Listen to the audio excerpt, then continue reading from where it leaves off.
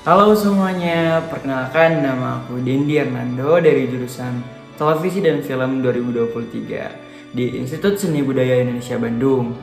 Jadi di video kali ini aku akan ngebahas tentang 7 unsur kebudayaan yang ada di suku Dayak. Kalau kalian kepo dan kalian pengen tahu suku Dayak tuh ada apa aja sih? Dalamnya gimana sih? Kalian harus perhatiin video ini baik-baik dan tonton sampai selesai ya, jangan di skip-skip videonya. Selamat menonton semuanya. Kalimantan Tengah adalah salah satu dari Provinsi Republik Indonesia yang terletak di Pulau Kalimantan, Indonesia. Provinsi Kalimantan Tengah terdiri dari 5 kabupaten, yaitu Kota Waringin Barat, Kota Waringin Timur, Kapuas, Barito Utara, dan Barito Selatan.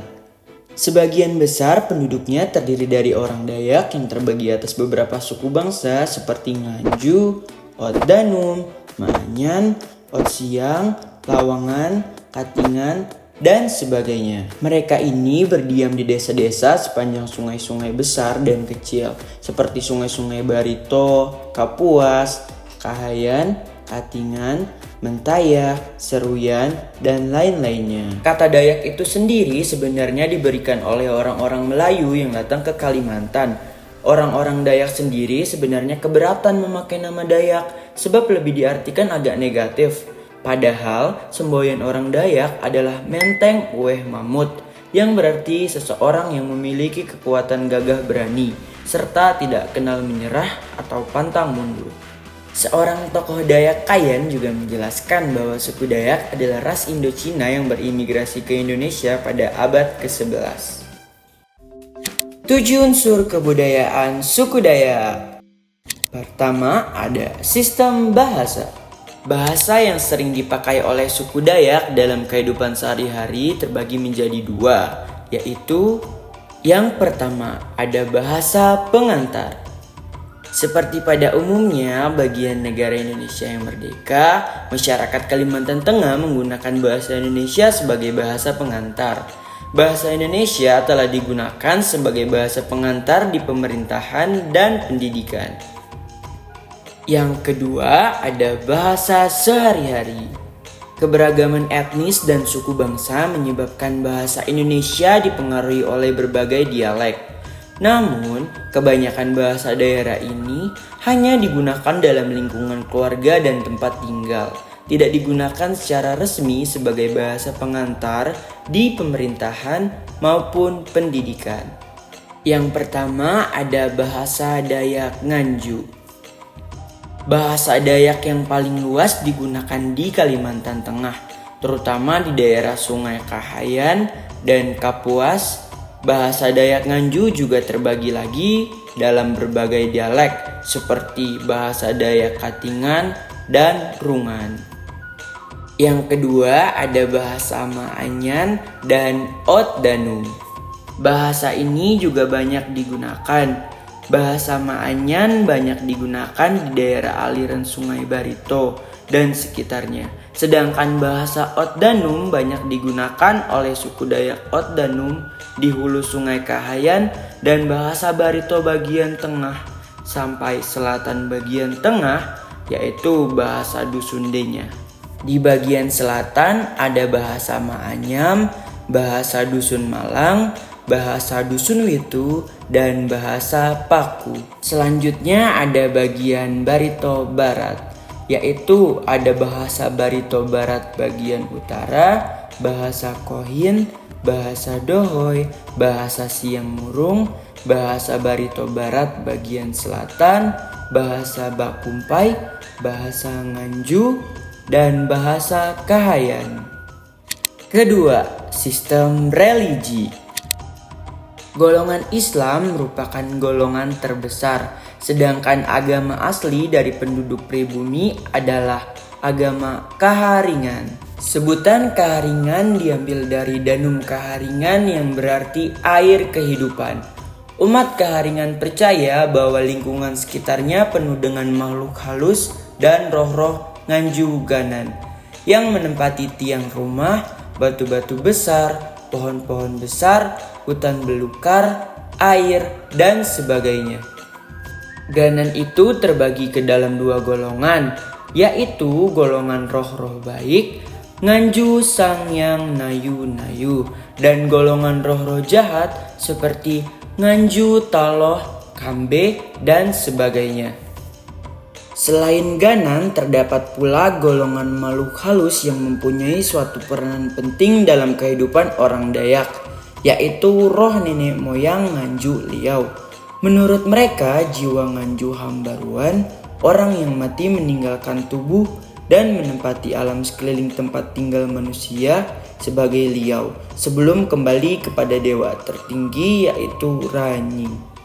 Kepercayaan terhadap roh nenek moyang dan makhluk-makhluk halus tersebut terwujud dalam bentuk keagamaan dan upacara-upacara yang dilakukan, seperti upacara menyambut kelahiran anak, upacara memandikan bayi untuk pertama kalinya, upacara memotong rambut bayi, upacara mengubur, dan upacara pembakaran mayat. Upacara pembakaran mayat sendiri, orang Nganju menyebutnya tiwah, ot danum daro maanyam ijambe. Pada upacara itu, tulang belulang terutama tengkoraknya semua kaum kerabat yang telah meninggal digali lagi dan dipindahkan ke suatu tempat pemakaman tetap berupa bangunan berukiran indah yang disebut sandung. Ketiga, sistem kekerabatan.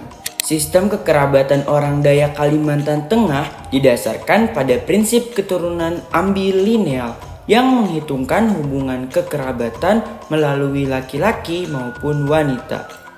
Pada masa dahulu, kelompok kekerabatan yang terpenting masyarakat mereka adalah keluarga ambilineal kecil yang timbul kalau ada keluarga yang luas, utro lokal, yaitu sebagai dari anak-anak laki-laki maupun perempuan sesudah kawin membawa keluarganya masing-masing untuk tinggal dalam rumah orang tua mereka sehingga menjadi suatu keluarga yang luas. Pada orang Dayak, perkawinan yang dianggap ideal dan amat diingini oleh umum, perkawinan antara dua orang saudara sepupu yang kakek-kakeknya adalah sekandung, yaitu apa yang disebut hajenan dalam bahasa Nganju, saudara sepupu derajat kedua. Dan perkawinan antara dua orang saudara sepupu dan ibu-ibunya bersaudara sekandung serta antara cross cousin. Perkawinan yang dianggap sumbang, salah horoi dalam bahasa Nganju, adalah perkawinan antara saudara yang ayah-ayahnya adalah bersaudara sekandung, patri paralel kausin, dan terutama sekali perkawinan antara orang-orang dari generasi yang berbeda, misalnya antara seorang anak dengan orang tuanya atau antara seorang gadis dengan mamanya. Upacara adat dalam sistem kekerabatan suku Dayak. Yang pertama ada perkawinan. Prosesi tradisi pernikahan Dayak Nganju dilangsungkan dengan berbagai tahap. Perkawinan adat ini disebut pengantin mandai. Dalam iring-iringan, seorang ibu yang dituakan dalam keluarga calon mempelai pria membawa bokor berisi barang hantaran, sedangkan pihak keluarga calon mempelai wanita menyambutnya di balik pagar. Sebelum memasuki kediaman mempelai wanita, masing-masing dari keluarga mempelai diwakilkan oleh tukang sambut yang menjelaskan maksud dan tujuannya datang dengan menggunakan bahasa Dayak Nganju. Namun sebelum diperbolehkan masuk, rombongan mempelai pria harus melawan penjaga untuk bisa menyingkirkan rintangan yang ada di depan pintu gerbang. Kemudian setelah dinyatakan menang, maka pihak pria bisa menggunting tali yang ada di depan pintu rumah. Calon mempelai pria harus menginjak telur dan menabur beras dengan uang logam, yang maksud dan tujuannya supaya perjalanan hidup mereka dalam berumah tangga aman, sejahtera, dan sentosa. Setelah duduk di dalam ruangan, terjadi dialog antara kedua pihak. Masing-masing diwakilkan haluang hapelek di atas tikar amak badere. Disuguhkan minuman anggur yang dimaksudkan supaya pembicaraan berjalan lancar dan keakraban terjalin kedua belah pihak. Sebelum acara berakhir, masing-masing keluarga memberikan doa restu kepada pengantin tampung rawar. Dilanjutkan dengan hatata undus. saling meminyaki antara kedua keluarga ini sebagai tanda sukacita dengan menyatukan dua keluarga besar. Yang kedua, ada kelahiran.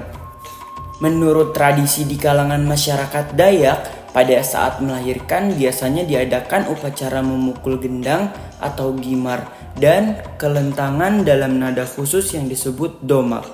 Hal ini dimaksud agar proses kelahiran dapat berjalan dengan lancar dan selamat. Setelah bayi lahir, tali pusar dipotong dengan menggunakan sembilu sebatas ukuran lutut si bayi dan kemudian diikat dengan benang dan diberi ramuan obat tradisional seperti air kunyit dan gambir. Setelah mencapai usia 40 hari, diadakan upacara ngareu pusok atau ngerayah dalam bentuk upacara belian benek selama 2 hari. Hal itu dimaksud untuk membayar hajat sekaligus mendoakan agar si bayi sehat dan cerdas serta berguna bagi keluarga dan masyarakat. Yang ketiga, ada kematian. Tradisi penguburan dan upacara adat kematian pada suku bangsa Dayak diatur tegas dalam hukum adat. Sistem penguburan beragam sejalan dengan sejarah panjang kedatangan manusia di Kalimantan. Dalam sejarahnya terdapat 3 budaya penguburan di Kalimantan. Yang pertama, ada penguburan tanpa wadah dan tanpa bekal dengan posisi kerangka dilipat. Kedua, penguburan di dalam peti batu atau dolmen. Yang ketiga, penguburan dengan wadah kayu, anyaman bambu, atau anyaman tikar. Ini merupakan sistem penguburan yang terakhir berkembang. Penguburan tidak lagi dilakukan di gua, di hulu sungai Bahau dan cabang-cabangnya di Kecamatan Pujungan, Malinau, Kalimantan Timur. Banyak dijumpai kuburan tempayan dolmen yang merupakan peninggalan megalitik. Perkembangan terakhir, penguburan dengan menggunakan peti mati lungun yang tempatnya di atas tiang atau di dalam bangunan kecil dengan posisi ke arah matahari terbit. Keempat, sistem ekonomi. Sistem ekonomi bagi orang Dayak di Kalimantan Tengah terdiri dari 4 macam, yaitu berladang, berburu, mencari hasil hutan, serta menganyam. Dalam berladang, mereka mengembangkan suatu sistem kerjasama dengan cara membentuk kelompok gotong royong yang biasanya berdasarkan hubungan tetanggaan atau persahabatan. Masing-masing kelompok terdiri atas 12-15 orang yang secara bergiliran membuka hutan bagi ladang masing-masing anggota. Apabila kekurangan tenaga kerja laki-laki, maka kaum wanita dapat menggantikan pekerjaan kasar itu. Misalnya membuka hutan, membersihkan semak-semak, dan menebang pohon. Siklus pengerjaan ladang di Kalimantan sebagai berikut. 1. Pada bulan Mei, Juni, atau Juli orang menebang pohon-pohon di hutan. Setelah penebangan batang kayu, cabang, ranting, serta daun dibiarkan mengering selama 2 bulan. Yang kedua, bulan Agustus atau September, seluruh batang, cabang, ranting, dan daun tadi harus dibakar dan bekas pembakaran dibiarkan sebagai pupuk. Yang ketiga, waktu menanam dilakukan pada bulan Oktober. Bulan Februari dan Maret tibalah musim panen. Sedangkan untuk membuka ladang kembali, orang Dayak melihat tanda-tanda alam seperti bintang dan sebagainya, serta memperhatikan alamat-alamat yang diberikan oleh burung-burung atau binatang-binatang liar. Jika tanda-tanda ini tidak dihiraukan, maka bencana kelaparan akibat gagalnya panen akan menimpa desa. Alat yang sering digunakan untuk menganyam adalah kulit rotan yang berupa tikar. Pakaian asli Dayak adalah cawat yang terbuat dari kulit kayu. Keempat, sistem kesenian. Yang pertama ada tari-tarian. Yang pertama ada tari gantar. Tarian yang menggambarkan gerakan orang menanam padi. Tongkat menggambarkan kayu penumbuk, sedangkan bambu serta biji-bijian di dalamnya menggambarkan benih padi dan wadahnya. Tarian ini cukup terkenal dan sering disajikan dalam penyambutan tamu atau acara-acara lainnya. Tari ini tidak hanya dikenal oleh suku Dayak Tanjung, namun dikenal juga oleh suku Dayak Benuak. Tarian ini dapat dibagi dalam 3 versi, yaitu ada tari gantar rayat, tari gantar busai, dan gantar senak atau gantar kusak. Yang kedua ada tari kancet papatai atau tari perang. Tari ini menceritakan tentang seorang pahlawan Dayak Kenya berperang melawan musuhnya. Gerakan tarian ini sangat lincah, gesit, penuh semangat, dan kadang-kadang diikuti oleh pekikan si penari. Dalam tari kancet papatai, penari mempergunakan pakaian tradisional suku Dayak Kenya dilengkapi dengan peralatan perang seperti mandau, perisau, dan baju perang. Tari ini diiringi dengan lagu sakpaku dan hanya menggunakan alat musik sampe. Yang ketiga ada tari kancet ledo atau tari gong. Jika tari kancet papatai menggambarkan kejantanan dan keperkasaan pria Dayak Kenya, sebaliknya tari kancet ledo menggambarkan kelembutan seorang gadis bagai sebatang padi yang meliuk-liuk lembut ditiup oleh angin. Tari ini dibawakan oleh seorang wanita dengan memakai pakaian tradisional suku Dayak Kenya dan pada kedua tangannya memegang rangkaian bulu-bulu ekor burung enggang. Biasanya tari ini ditarikan di atas sebuah gong, sehingga kancet ledo disebut juga tari gong. Yang keempat ada tari kancet lasan, menggambarkan kehidupan sehari-hari burung enggang. Burung yang dimuliakan oleh suku Dayak Kenya karena dianggap sebagai tanda keagungan dan kepahlawanan. Tari kancet lasan merupakan tarian tunggal wanita suku Dayak Kenya yang sama gerak dan posisinya seperti tari kancet ledo. Namun, si penari tidak mempergunakan gong dan bulu-bulu enggang, dan juga si penari banyak mempergunakan posisi merendah dan berjongkok atau duduk dengan lutut menyentuh lantai. Tarian ini lebih ditekankan pada gerak-gerak burung enggang ketika terbang melayang dan hingga bertengger di dahan pohon. Yang kelima ada tari kuyang, sebuah tarian belian dari suku Dayak Benuak untuk mengusir hantu-hantu yang menjaga pohon-pohon besar dan tinggi agar tidak mengganggu manusia atau orang yang menebang pohon tersebut. Yang selanjutnya ada kesenian rumah adat. Rumah adat Kalimantan Tengah dinamakan rumah betang. Rumah itu panjang bawah kolongnya digunakan untuk bertenun dan menumbuk padi serta dihuni oleh 20 kepala keluarga. Rumah terdiri atas 6 kamar, antara lain untuk menyimpan alat-alat perang, kamar untuk pendidikan gadis, tempat sesajian, tempat upacara adat dan agama, tempat penginapan dan ruang tamu. Pada kiri kamar ujung atap dihiasi tombak sebagai penolak mara bahaya.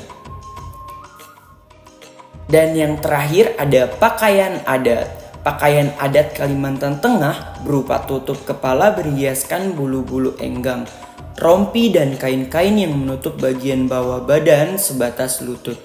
Sebuah tameng kayu dengan hiasan yang khas bersama mandaunya berada di tangan. Perhiasan yang dipakai berupa kalung-kalung manik dan ikat pinggang.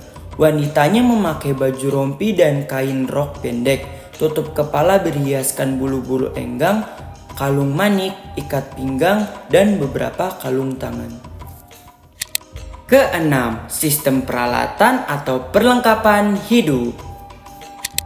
Dalam kehidupan sehari-hari orang Dayak sudah menggunakan alat-alat yang sudah sedikit maju atau berkembang. Seperti dalam berburu, orang Dayak sudah memakai alat-alat yang berkembang seperti yang pertama ada sipet atau sumpitan, merupakan senjata utama suku Dayak. Bentuknya bulat dan berdiameter 2-3 cm, panjangnya 1,5 sampai 2,5 meter. Di tengah-tengahnya berlubang dengan diameter lubangnya 1/4 sampai 3/4 cm yang digunakan untuk memasukkan anak sumpitan damek. Ujung atas ada tombak yang terbuat dari batu gunung yang diikat dengan rotan dan telah dianyam. Anak sumpit disebut damek dan telep adalah tempat anak sumpitan. Yang kedua ada lonjo atau tombak. Dibuat dari besi dan dipasang atau diikat dengan anyaman rotan dan bertangkai dari bambu atau kayu keras. Yang ketiga ada dohong. Senjata ini semacam keris tapi lebih besar dan tajam sebelah menyebelah. Hulunya terbuat dari tanduk dan sarungnya dari kayu. Senjata ini hanya boleh dipakai oleh kepala-kepala suku, demang, atau basi. Yang keempat ada mandau. Mandau merupakan senjata utama dan merupakan senjata turun-temurun yang dianggap keramat. Bentuknya panjang dan selalu ada tanda ukiran baik dalam bentuk pahatan maupun hanya ukiran biasa. Mandau dibuat dari batu gunung, ditatah, diukir dengan emas, perak atau tembaga dan dihiasi dengan bulu burung atau rambut manusia. Mandau mempunyai nama asli yang disebut Mandau Ambang Birang Bitang Pono Anjun Kajau. Merupakan barang yang mempunyai nilai religius karena dirawat dengan baik oleh pemiliknya. Batu-batuan yang sering dipakai sebagai bahan dasar pembuatan mandau di masa yang telah lalu yaitu batu sanaman mantikei, batu mujat atau batu tenggir, batu montalat. Yang kelima ada telawang atau perisau. Telawang atau perisau terbuat dari kayu ringan, tetapi lihat ukuran panjangnya 1-2 meter dengan lebar 30-50 cm. Sebelah luar diberi ukiran atau lukisan yang mempunyai makna tertentu. Di sebelah dalam dijumpai tempat pegangan. Ketujuh, sistem pengetahuan. Yang pertama, dalam berpakaian dulu orang suku Dayak sering menggunakan ewah atau cawat untuk pakaian asli laki-laki Dayak yang terbuat dari kulit kayu dan kaum wanita memakai sarung dan baju yang terbuat dari kulit kayu.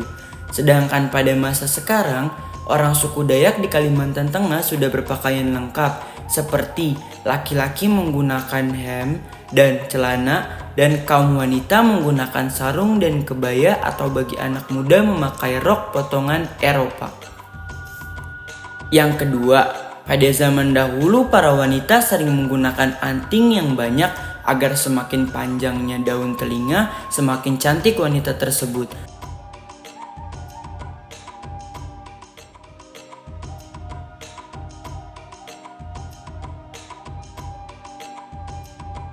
Para lelakinya sering menggunakan tato bahwa sebagai banyaknya tato di tubuh lelaki tersebut, maka ia akan terlihat gagah dan tampan.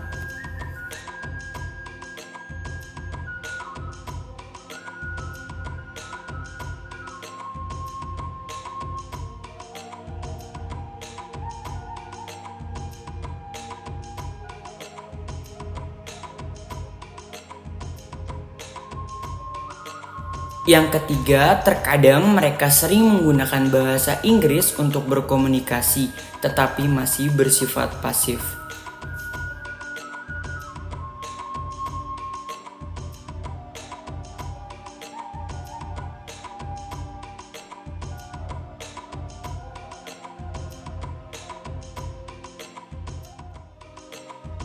Yang keempat, mengandalkan atau menggunakan rasi bintang untuk mengetahui apakah cocok untuk bertanam atau berladang.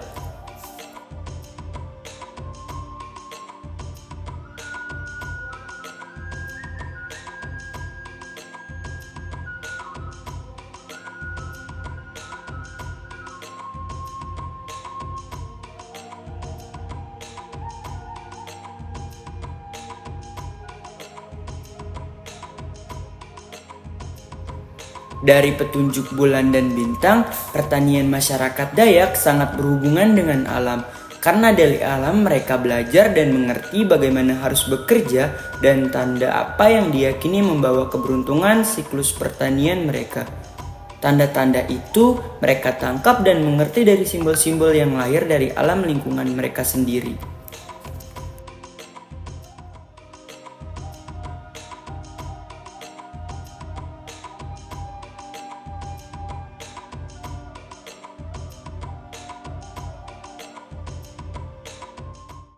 Oke teman-teman semua, terima kasih sudah nonton sampai selesai. Semoga dari video yang aku sampaikan ini kalian bisa jadi lebih tahu dan lebih ngerti lagi tentang suku Dayak tuh dalamnya ada apa aja. Semoga dari video ini bisa bermanfaat buat kalian semua ya. Terima kasih semuanya.